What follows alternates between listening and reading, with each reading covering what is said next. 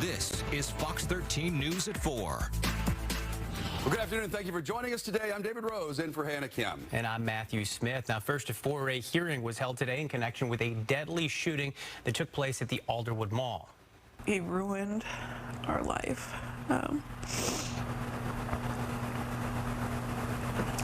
This one decision hurt so many. That pain that you're hearing is present every single day for Tabitha Johnson and her family. Nearly 2 months ago, a 16-year-old was arrested for shooting and killing Tabitha's 13-year-old daughter, pictured here, Jayda. All she was a victim who happened to be going to the mall. Well, now Jayda's family is fighting for change in what they are calling Jayda's Law. Fox 13's Shira Matsuzawa joins us now with that effort underway to try to stop these senseless acts of violence involving teens. Shira? Yeah, and I sat down one-on-one with Jayda's mom over the weekend, and then we were there today as she addressed the media. But she tells me since her daughter was killed, fighting for a safer future is hard when every hour seems like a struggle. She was my little model. Looking at photos of her daughter Jayda, Tabitha Johnson says some days these photos are hard to look at, while other days it brings her comfort. She loved music, dancing. She loved her friends, fashion. The last time she saw Jayda, she was sitting in this room, actually, with her friend, and they were dancing and laughing and singing. Just hours later, investigators say 16-year-old Samuel Giza shot and killed the 13-year-old at Alderwood Mall in Linwood. Jayda was an innocent bystander. She wanted to take pictures with her friend, and she wanted to buy some clothes, and she should have came home. And she's not coming home. On Monday at Jayda's middle school, where she would have been getting ready for another school year.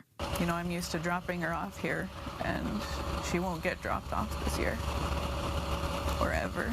Tabitha talked about Jayda's Law, an effort calling for accountability.